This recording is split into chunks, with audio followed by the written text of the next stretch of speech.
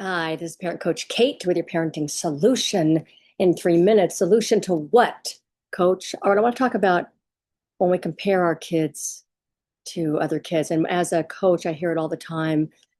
Well, my son's talking back to me, and I do not see when I'm out with other people, their kids are well behaved, and my kid's melting down. I am so embarrassed.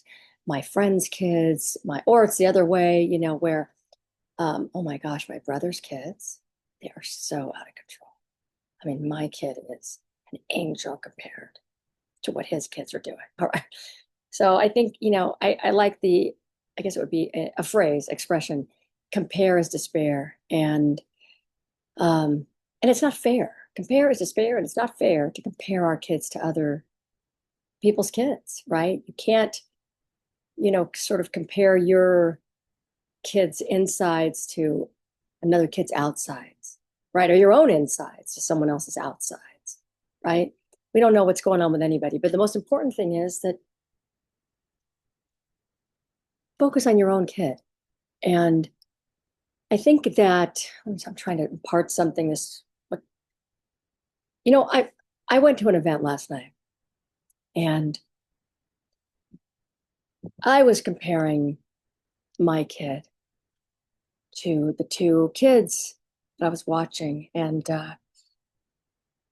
my late husband passed away about 4 years ago, and so a lot of times I think, well, what if he were here? Would my son?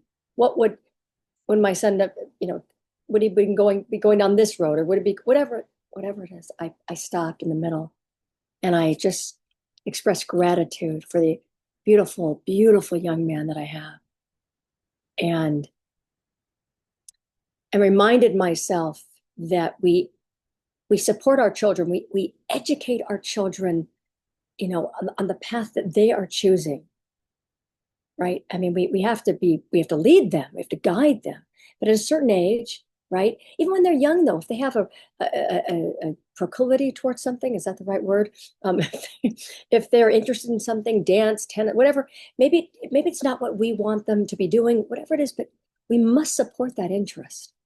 Really, they have some desire, and then if they want, as kids they get to switch. That's the beauty of childhood. I have parents say, well, my son doesn't want to play the piano anymore, and I want him to go. What does he want to do? He wants to try the drums, or he wants to go play this, or what. Let him when they're young. That's the beauty, right?